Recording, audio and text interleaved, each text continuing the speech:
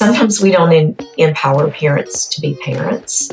And there are times where you are the parent and you are not talking in fluffy language. Like, this is a life or death thing. And you're stepping in and you're saying, I love you.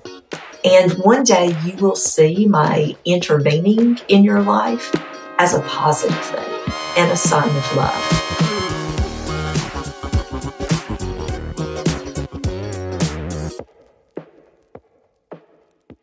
Hi, guys. I'm Alana Level. I'm Milano Buckley, and this is Bare Naked Moms. Today, we're talking about eating disorders and how quietly and gradually they can take hold in our kids. What should we as parents watch for in terms of subtle shifts in mood, behavior, and yes, actual eating? My friend, Dr. Lauren Ozbolt, is a psychiatrist in Los Angeles and a leading specialist in the treatment of eating disorders. She's a fellow of the American Psychiatric Association, and she's asked to share her expertise across the country at symposiums of the International Association of Eating Disorders Professionals. So impressed by Lauren's accolades, but what you should really know about her is that her empathetic, thoughtful approach as a human, as a doctor, has made her a trusted caregiver among teenagers and adults alike in this space. She lives in LA with her husband, Sean, and they recently became empty nesters when their second daughter went away to college. Without further ado, Dr. Lauren Ozbolt on what all parents need to know about eating disorders.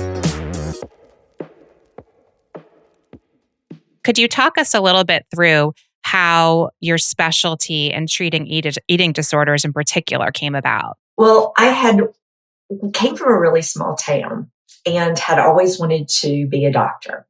But there was only one doctor that was a female in our entire county. And she was old and worn out and not married and not cute. And so growing up, I was like, I would like to be a doctor, but my guidance counselor told me, oh, you can only be a doctor if you sacrifice everything, and that you can never have a family or never have kids. So sidebar, got into college, decided to be a nurse. And then when I was in nursing, decided that I was in the right field doing the wrong thing. So went to medical school and really enjoyed all the different specialties in medical school. But kind of coincidentally or serendipitously, at the same time, my family started to have some issues in the mental health spectrum. My younger sister, Allie, who's 4 years younger than me, was Miss North Carolina teen at the time. And she developed an eating disorder. And I really saw how our family really struggled with this. There was a lot of denial. There was a lot of feelings of helplessness. There was very few places that we needed to go to get treatment for her. And it made such a profound impression on me that when I decided to go into psychiatry, there's not a lot of training in eating disorders that you get in residency or fellowship. And so because I had a family member that had been through it, I became the default person that they would send the eating disorder cases to me. And that's really how I started my career, is really in memory and also honor and celebration of my sister. Yeah. I didn't know that about your sister, Lauren. I didn't either. And I'm so curious about why there is not a lot of training for eating disorders in med school. It's a great question. It's one that I think that we're slowly addressing more and more because it's impossible to deny at this time and age. I think it's very hard because it's hard to know what specialty owns eating disorders because there's so much medical involved, and they go to primary care or adolescent medicine or pediatrics, which is all appropriate. But there's equally as much mental health involved. It touches a little bit of all of those specialties, but no one really owns it very well. Mm-hmm. it's because it is a mental health diagnosis, but when it becomes severe, it's impossible to just keep it in the mental health realm because the Mhm. mortality is so severe from the complete body shutdown that happens, especially when we're talking about anorexia. Mhm. Yeah. Lauren, what can you tell us about the origins of these disorders? Like when you look at your most serious cases, what do they trace or do you eventually trace the beginning of all this to in Okay. their lives? Well, I'll start with anorexia because it's the worst and the most severe and the hardest to treat.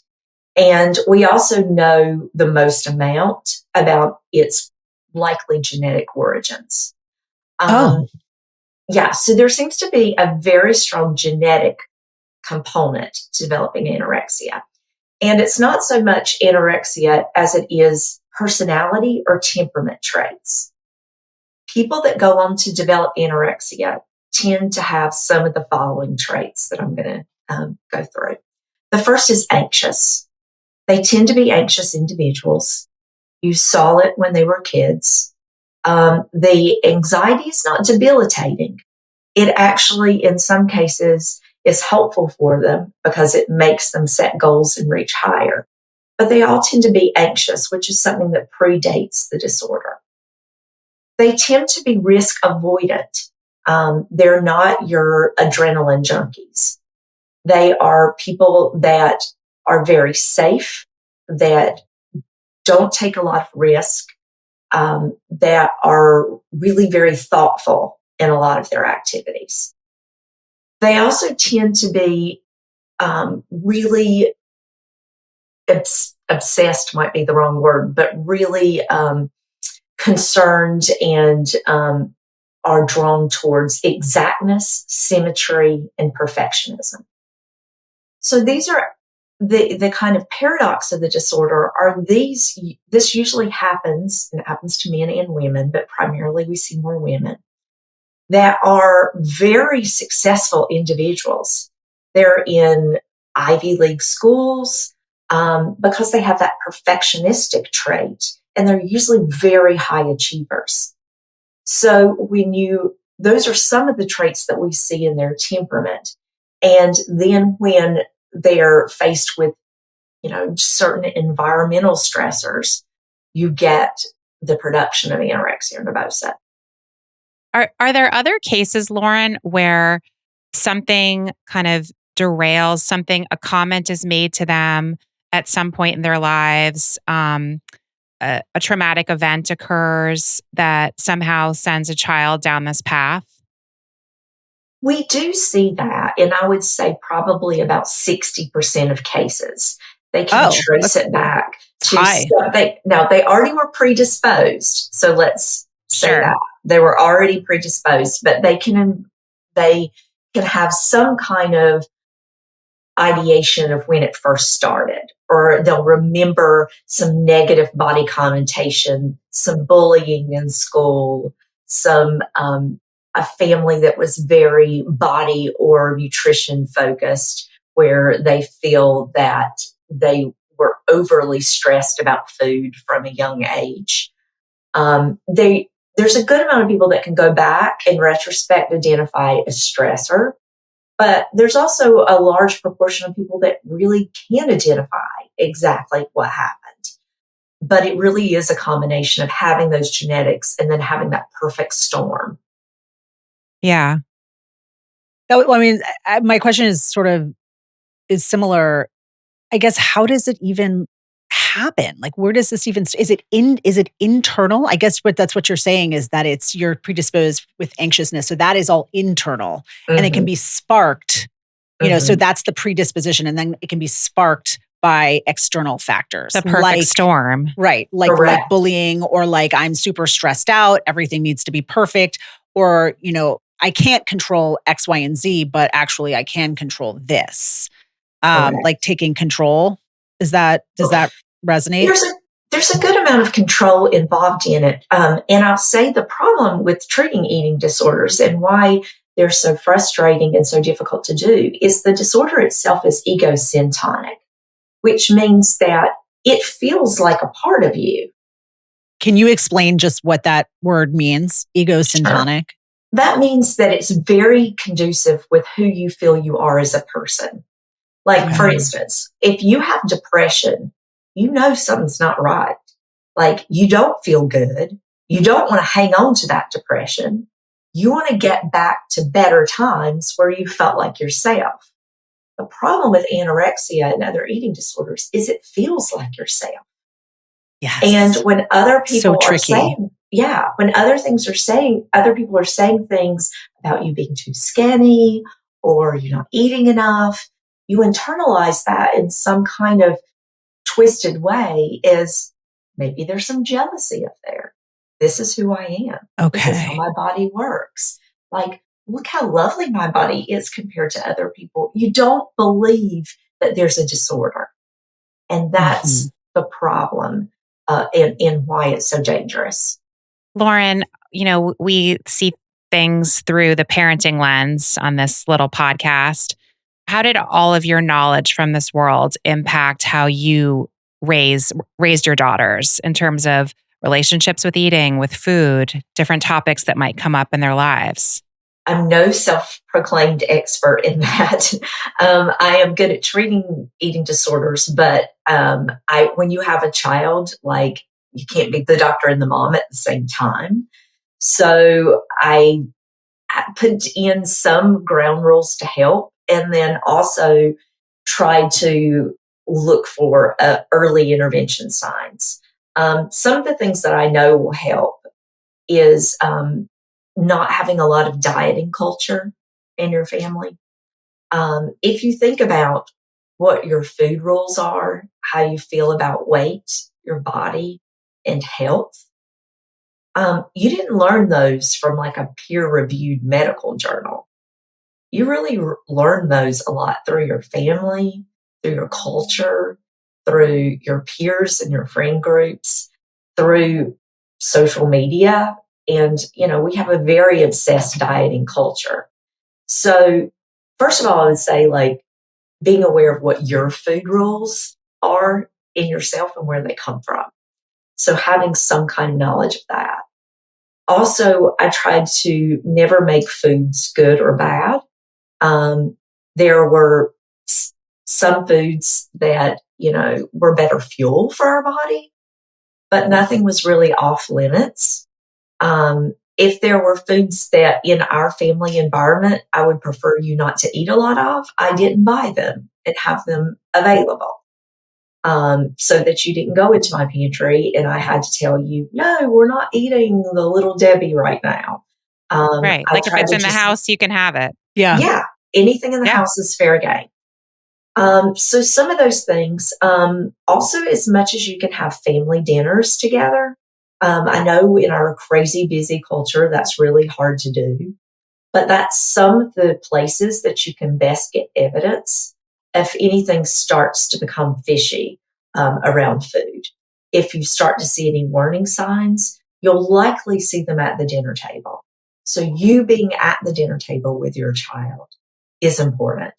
And also thinking about what your behavior you're going to model in front of your child. If you constantly are saying, God, I look fat in this dress, or I need to lose 5 pounds, or I need to skip a meal and have a diet shake, all of that gets absorbed. Kids are just little sponges. So modeling, like in many parts of mental health, is your strongest tool. And I also, like, when they became teenagers, like to watch the same shows that they did. And then if there was something going on in the show that we could have a conversation about it, I'd be like, oh, that's really funny how she did that in Pretty Little Liars. Like, what do you think she was thinking with that? Or how do you feel about that? Do you see kids at school that, like, don't eat for a couple of days because they want to look great in a certain dress? All of that gives you kind of material to talk to your kid about. Right. It's not like they're not going to be exposed to it, but as long as you're talking about it, you're kind of taking the power away from whatever they're experiencing. Correct. Yeah. And those are just some things that come to mind. I'm sure there's lots of things that you can do, but Um, you can't protect them from our greater social culture. And anyone who's involved in our culture knows that nutrition and bodies and appearance is at an all-time high, probably greater than we've seen a focus in any other time that we're aware of. Right. So, Because of these things, right? Well, yeah. because of those things, and also AI. I mean, like nothing, you can make everything look Right. perfect. Like you're seeing figures come across your feed and they're not even actual humans. Right. They're like perfect concoctions of, Yeah. Right. And the young mind doesn't realize that. No. So, you can't. Which is why protect this, I'm sorry, go ahead. No, I was just going to say, just because, so you can't protect them. So you have to make it a part of your regular family guidelines, your regular family talk, so that they're getting other voices in their head and seeing you model things that are different than what they see on social media. I want to get your thoughts, Dr. Ozbolt, on like what intervening looks like, how to approach someone. Like I'm sure that there are many tiers, like an approach of concern or a gesture of concern versus like an actual intervention. And if you could just talk, a terrible thing. What kind of vocabulary and language should we have in any one of these scenarios? And what are the different like levels of approach look like and how should they look? Mm-hmm. I think they're different in all the scenarios that you said. I'm going to start with the one that I have the most knowledge about, and that's like how you would approach your own children or a family member, because I think that's very different. I think the relationships that you have with your family, especially your children, in that you are not equal with your child. If this is happening to your daughter, you can actually do something about this. And that's why it has early intervention with parent support. This is very treatable. It's hard to treat, but it is treatable. That's reassuring, Lauren. It's reassuring. Mm-hmm.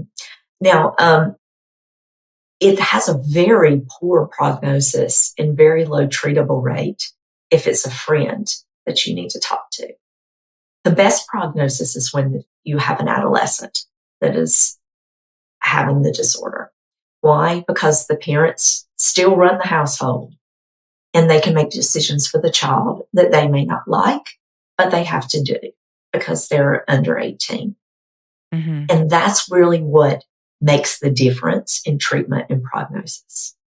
I wish that there was a lot of intervention techniques I could give you about your friend at the office or your daughter's friend or your daughter's mother. There's not a lot of great things I can say that are really going to be eye-opening to them because they are so rational in every other part of their life. Right. But so delusional in this one part. And what we know from psychiatry is, a delusion is a fixed false belief. You can't reason someone out of a delusion. And that's, again, another layer of complication with this. So if it's your own kid, you can say, okay, if we don't eat, our body doesn't have any fuel. You know what that means? You're not playing soccer. You're not doing your after school sports. You're not doing your extracurriculars. We're going to sit down and I'm going to watch you eat. And guess what? I'm going to have to come to school and you're going to have to eat with me in the parking lot until this gets fixed. You start putting other parameters in their life that they hate so that they conform to the eating and get more healthy because to avoid these other adverse consequences. That's your strongest end with treating. And you don't have that ability to do that with anyone else. And that's why you can see people walking down the street and it's not the first time that they've been told. I'm sure they've been told by their family or their friends or their fiance or their husband. As an adult, the only reason they get treatment is because usually somebody's going to leave them if they don't. Their family says, it's enough. You can't live here anymore. Or their husband says, I can't stay married to you if you don't get this. So take it's care of yourself. Yeah. Yeah. So it's adverse consequences in their life that makes people change. And that's why it's easier to do when they're younger and you're the parent. So there's no sort of acknowledgement here, like this modern parenting business, like of, I hear you think you're fat, no. What do you say? I mean, none of that kind of lines up with any of the, kind of all the yeah, touchy-feely things I'll sit in the dark with you. People are telling us now about So, I see you losing weight and this must hard. make or easy. Yeah. Right? Yeah. You won't get very far with that. And that's why it's also difficult to treat because of our culture of it is sometimes we don't empower parents to be parents. And there are times where you are the parent and you are not talking in fluffy language. Like this is a life or death thing. And you're stepping in and you're saying, I love you.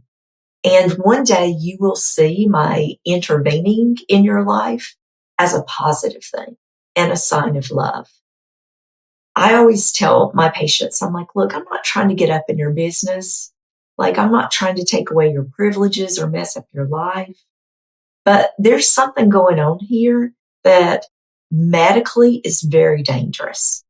And I have to address what the dangerous part is. And I would be a terrible doctor if I ignored this.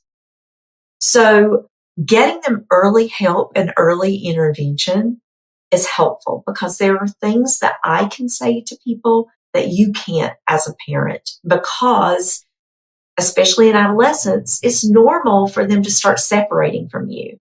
It's normal for your opinion to be one of the opinions, but it may not be the only opinion and it may not be as strong as their peers' opinion. So take early intervention when you start seeing the weight loss. That's pretty obvious. You start seeing when something's off. What else should parents look out for, Lauren, besides weight loss and seeing that they're not eating during family meals? Yeah, weight loss is a key thing. That's almost always present with anorexia. You also start seeing them regress to very distressed behavior when they can't do their routines with food or diet.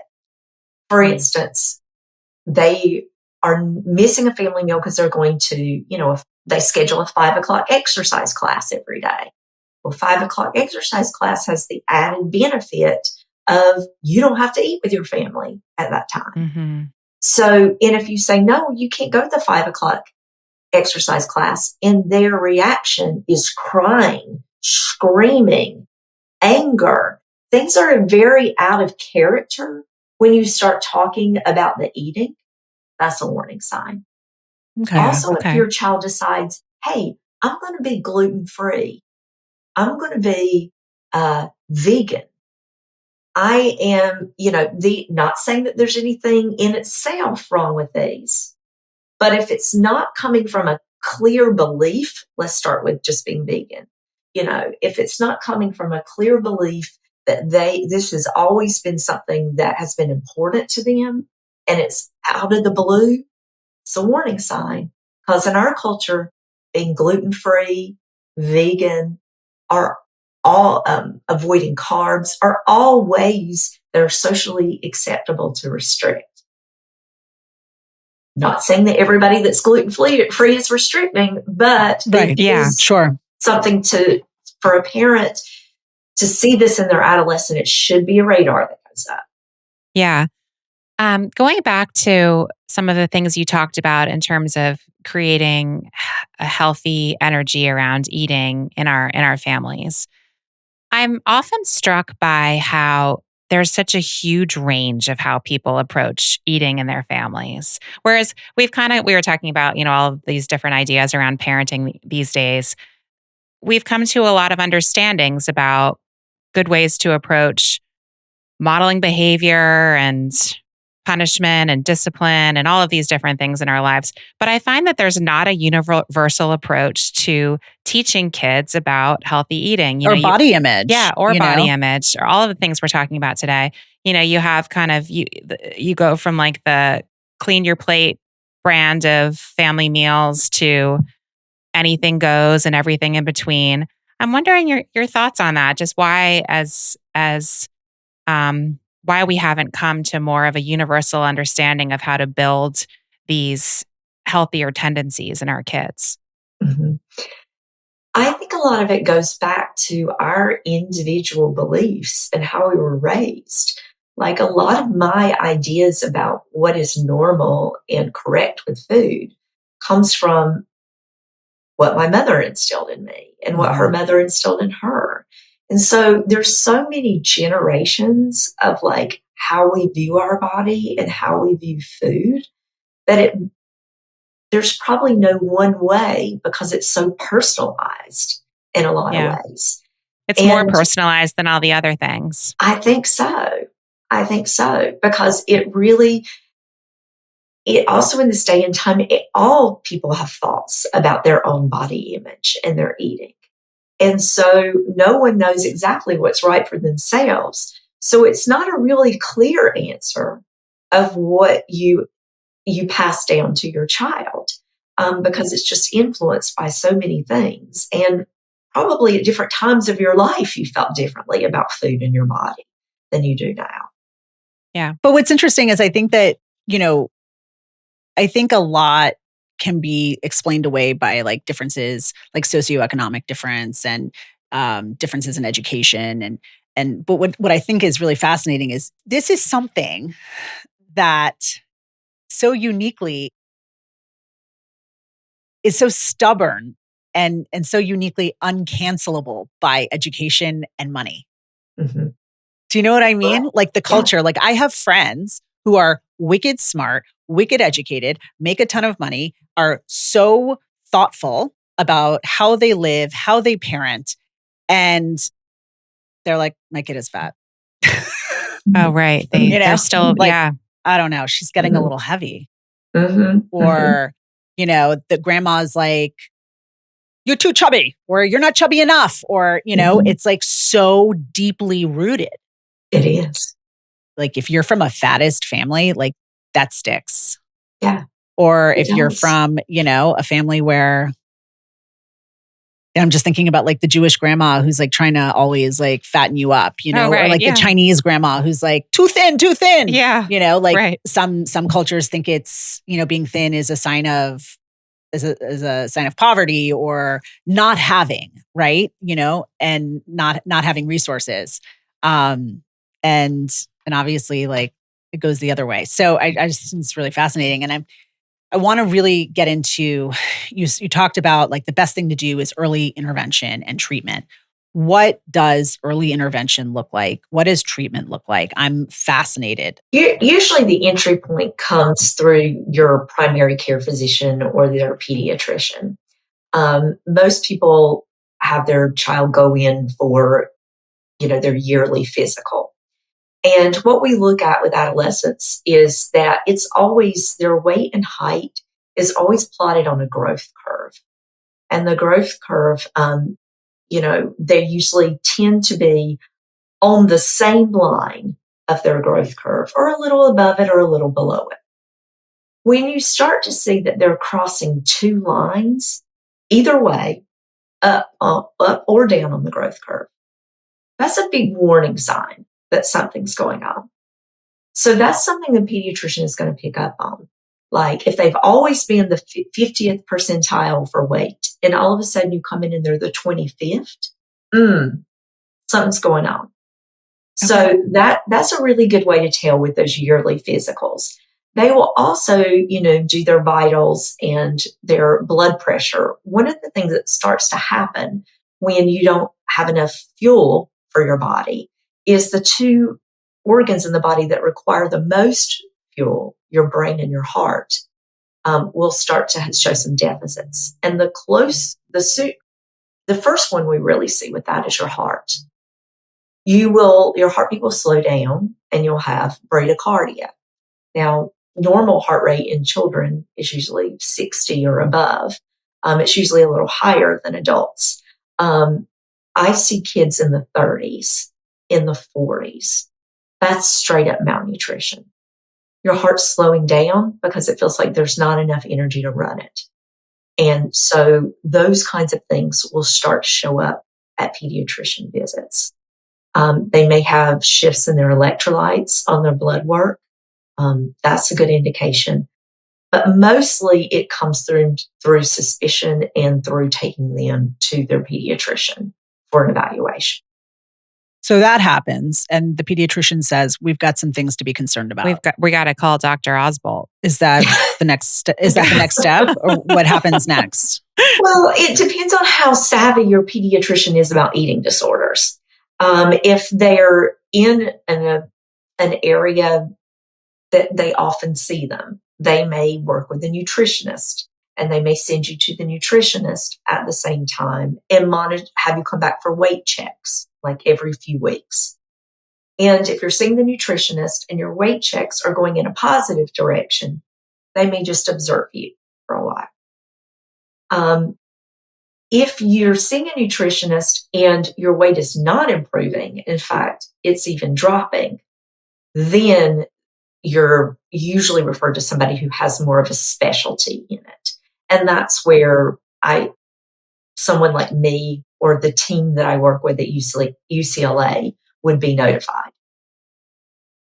And then what happens? Like, what is treatment? If you could, like, are there stages of treatment? How do we get this narrative to shift, or does it ever truly go away, or do we just shift it?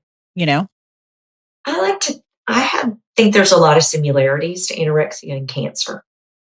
When you have it, you've got to hit it hard with treatment, and you got to get it out, or it will metastasize and be there forever. So early and aggressive treatment. Now, we run into problems with aggressive treatment because aggressive treatment often means that they're pulled out of their social setting and they're in some type of residential facility. Now, that sounds like a terrible thing, but really what it looks like practically is that we have residential facilities that usually consist of about 6 to 8 girls. They all live in a house. The houses are often beautiful. They look like sorority houses. And they get 24-hour monitoring, treatment, meal support, group therapy, individual therapy, family therapy. And they will also usually have an hour or two a day to do some kind of online schoolwork. This is early and aggressive treatment works the best. Now, to step back for a second, degree of treatment depends on your degree of symptoms. If you have lost a lot of weight, you're bradycardic, we're seeing medical and lab abnormalities, yes, you may need hospitalization and then residential. And then you may step down to a partial treatment, which might be you go somewhere 5 days a week for 6 or 8 hours a day. Then IOP, you go somewhere after school 2 days a week. And then outpatient, where you see somebody weekly to monthly. It's a very laborious process, and one that's really overwhelming for parents to hear. So a lot of times what we hear is they'll come in and they'll be like, yeah, her heart rate's low. She's an athlete. Okay, nobody that's an athlete's heart is in their 30s when they're 14. That just doesn't happen. So there's a lot of family denial there. And they'll try to take shortcuts, which prolongs the illness and makes the illness worse because it's festering. I have to say that despite it's so scary and to think about this impacting your family in any way, but I feel hope from what you're describing in terms of, if you hit this heavy and early, like there's hope for these kids. Yeah, it's a good prognosis because you think about you're dealing with smart kids. They're overachievers in every other area of their life.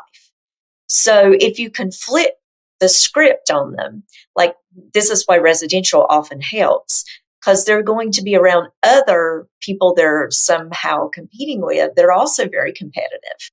So if you can get them to compete for who can be the best student and eat their food the best and get rid of this, then you can flip the switch on that. And they actually have a really good prognosis with early treatment and aggressive intervention. But it takes, I mean, in order for someone to be coming to you, that someone has to have parents who are like in it to win it. I mean, it requires a certain kind of parent. And so I'm wondering, like, by the time you're seeing these people, you must not be up against much parental resistance. I mean, they're coming for help. You would think that, right? Because that's what, rationally you would expect. But it's so ingrained in the family environment that it really is in their family systems to keep things going at the way that they are. It's like in the water. Yes. So oftentimes they come to us because the pediatrician said you've got to come to them, or their coach said you can't play if you're passing out or your heartbeat's 30. It is very difficult for the parents to accept because it's kind of like the frog in boiling water syndrome. They didn't lose weight in one day. They lost weight over weeks to months. So they're kind of like, yeah, my kid's on the thin side, but this seems a little aggressive. You want to pull them out of school and make them quit their sports? Like, they'll kill themselves. They'll be depressed. They'll never get into college. They'll never get into medical school. And we have so many like hopes and dreams for our children. And it really hits them as this is going to be something that's devastating for their child. When the truth is that if you don't do it, that'll be really that's going to be the devastating part. But it's a hard thing to sell. This has been such an education. Thank you. We can't thank you enough, Lauren. Like, we were so excited to be able to get into this with you, and you were just so thoughtful in every way. Eye-opening. We have a little lightning round for you. These are not questions related to eating disorders. They're just about being a mom. Okay. Okay. We're going to start off with the thing you're laziest about as a mom and the thing you're most vigilant about. Now, I am in a different transition in my motherhood because I sent my youngest. You're a new empty nester. I'm a new empty nester. It can be from whatever chapter. Yeah, whatever stage. chapter. Yeah. I would say I've always been most vigilant about academics. As far as making sure the homework was completed, we stayed on top of things. If we didn't understand, we asked for help. I think that's just always something that our family valued really highly. So I would say that is that I would be most on top of. P.S. listeners, it paid off. The girls are enjoying their college experience. Least vigilant would be giving them control over the environment that they're in, their rooms, their cleanliness, whether they cleaned up in their rooms. I kept the house clean, but I would close their door. Love that. I just felt like they needed some space of their own domain. And if they wanted to live in filth, that was a choice that they were going to make. Totally. And how else would they ever learn to clean up? Correct. Oh, I don't think that's true, actually. It's a whole other show for a whole other day. But Okay. I think it's a really interesting, like, I don't know would it be sociological? Like it's a study. I just closed the door too now. Like, because you have multiple children in the same house, and it's like, how did this one grow up to be OCD and this one is a total slut? It's like, I don't know. It's interesting. But okay, what is the most irrational rule in your house? I'm probably the most irrational person in the house. Can you say more? I'm intrigued. This does not track. I'm rational in some ways, but I feel like my husband that I married, is the really steady one. Wow. And I'm the one that can get worked up, So one of the things that I learned with him through parenting is that, I would hear something like, and again, this is going to make me look like not in the best light, but I would, they would get, this is bare naked. Yeah. A C on something. And I learned to call my husband and say like, they got a C? How did they get a C? I never made a C in my life. And I would get all of that out so that when they came home from school and I'm like, oh, well, what do you think about that? Do you think that was your best effort? Because if that was your best effort, I'm totally okay with that. But if Yeah. it's not, like, maybe we should let's think of some things we can put in place that'll make it a little better. So I Yeah. always found it to have a side I could totally be crazy and get all of it out and to my husband so that I could be totally That's even great. keeled and nice with my kids. And also props to Sean for he was there for that. He didn't Yes. like spiral himself. Yes. Bird might be like, "You're right. You're right. What are we going to do? What are we gonna do? It's a crisis." Only one of us can be crazy at any given Right. time. Yeah. That's funny. I Okay. think my most irrational rule is, besides their bedroom being their own space, That's my not house, irrational. I really like to be neat. Okay. So you have a little OCD. I have a little Wrinkles. OCD. I like things to be in place. I like to fold up the blankets, put on the pillows on the couch where they're supposed to be before I go to bed. Tidying up might have been a little overdone. But you let them have their space. I And let them was have their kind of the space. counterpart. Very Yeah. rational. But I also think. expected them to fold up the blankets in the den, though, if they were, Well, if fair that was enough. the shared Yeah, space. that was communal. Yeah. Yeah. Is there something you do just for you, Lauren? And when you're doing it, you forget just for an hour or two that you're a mom? Like anything, that you have any other obligations? I mean, there's hobbies I enjoy. Sometimes, like my newest thing is that I like to watch terrible television that I would never normally watch. And I am too efficient of a person to just feel like I'm going to waste that time watching terrible television. So I have learned to cross stitch at the same time. So I make people gifts for Christmas and giving them these cross stitch things that I've completed, because in my mind, I'm getting something done, even though I have that guilty pleasure of that. That's perfect. You're totally crazy. And let's not analyze that pathology. Okay. Great. You want to wrap us up? Okay. If you could go back in time and give any earlier mom version of yourself one piece of advice, what would it be? I think it would be, don't sweat the small stuff. Everything, when it's your child, feels like that nowadays they need to be in the right sport, on the right track, in the right classes at school. They need to be in the advanced math classes in second grade so that they can be open to take the more advanced classes in middle school. And it just never ends. I think that I learned, in the whole scheme of things, their happiness is what matters. None of that really matters at all.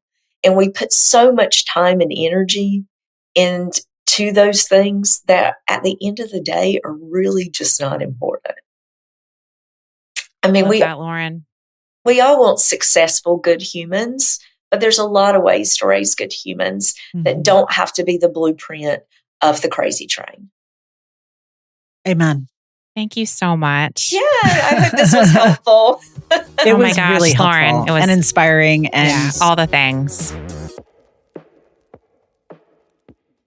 I came away. No, I mean, I'm here. I am away with so much more information on this thing that I knew nothing about, other than, it's so funny because I actually had a lot of experience with people around me who had complicated relationships with food. Yeah. College friends who would. I feel like there were times in my life where I felt like everyone around me had a complicated relationship with food. The froyo girls, and yes. But even adults now, I see. I saw someone the other day. Actually, like 3 people recently. In just my comings and goings, where I was like, oh my God. It's so side note, it's so confusing now though because of Ozempic too. So it's kind of like, really, you think so? Well, it's like I feel like everyone is so skinny all of a sudden. It's true, everyone is, but I feel like yes, there is. The incidents that I'm talking about, the people I'm talking about that I've seen recently are like, it's not Ozempic. Okay, it's like there's something very tragically wrong here. Yeah. Anyway, at the core. Yeah. And it's just like, and it was really helpful because I have wanted at various points to say something to people and to say, are you okay? And not knowing how to how to approach a person or a topic so sensitive, so personal, and especially when they're like surrounded by their like closer friends or like their family. Like, why am I the one doing this? But then I also am like, well, what if something happens to this person and I just kind of went along my merry way, like knowing that there was something wrong and not doing anything about it or not saying anything. Yeah. Anyway, but it was really helpful to hear from a doctor that unless it's your child, intervention has very little Right. good prognosis. What did she call it? Good prognosis or Yeah. like It's the not going numbers to did be not support it. effective. Yeah, You're not effective. going to make the difference in someone's, journey from disorder to health. She kind of belittled her own advice on family life, but I found it really helpful. Just like the general Me too. ideas of there's no bad food in our house. Like if there's food in our house, like you're welcome to it. There's no kind of like, oh, you shouldn't be eating that, but you should be eating that. Like if Right. I've chosen to put it in our house, you know what? We can all have at it. Right. That's helpful. And then family dinners, which so many experts in all areas Mhm. point to as like a real touch point for any family. And from her point of view, it's just like, from her point of view, it's just, It's a baseline of observation of like, Totally. oh, here we go. Oh, this is different. Like, oh, now we're talking about this, or now we're not eating, or, it's just like a and also just modeling like, great measuring stick. sometimes mom cleans her plate. Sometimes she's not hungry, whatever. Totally. And then also not as women, not modeling that idea of like, oh, I feel so fat. Or like, God, I got to lose 5 pounds. Because they're just little sponges and they get all that.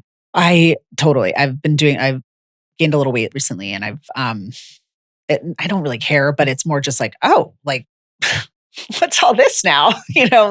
But I'm very conscious about how I not talking about it really in a public way around any of my kids. And even just like in general, like just like even to myself, like my self-talk, like Yeah. it's like so because it's so slippery and so you look pervasive. amazing. It has to be said. I know you weren't fishing just Not then. fishing for that. Yeah. But it just has to be said. But it is, you can easily see how, when something in your body changes, how it can be tricky, even for someone who has historically had like a very positive image, like body image. Yeah. How, you're like, whoa, what's, as we go into menopause, like, this is going to like, there are going to be wacky things that happen to our body. It was helpful to how she talked about the perfect storm that comes together when things really go wrong for someone. Like there are predispositions and then maybe something comes around in the family life. And before this, I had kind of thought, oh, like, I could say one single thing that would trigger a child into who knows what. But no, it's much more complicated than that. It makes a lot of sense. It made me think of my mother actually, in bipolar. I think it's similar. And I've heard schizophrenia too, and psychotic breaks that there is like a predisposition and something triggers it. I think for my mother, the first trigger was her father's death when she was 16. But that there's like kind of a dormant, like something that can be sparked. So do you have an anxious kid? Do you have that perfectionist? Yeah. Whereas like, I don't know. It just never occurred to me to care. I was not that kid. Yeah. I have to credit my own mom. It was it was what she describes it should be. It was like super relaxed. Yeah. Same. Sometimes like, I had McDonald's. Sometimes I had tabbouleh from the like health market. And no one ever commented on what I was eating or how I looked. For whatever it's worth. All right. Well, I'm really glad we did that. Me Thank too. you for bringing it to the table. And thanks for joining us, guys. Thank you. Thanks for joining us. We love you, and we'll see you next week.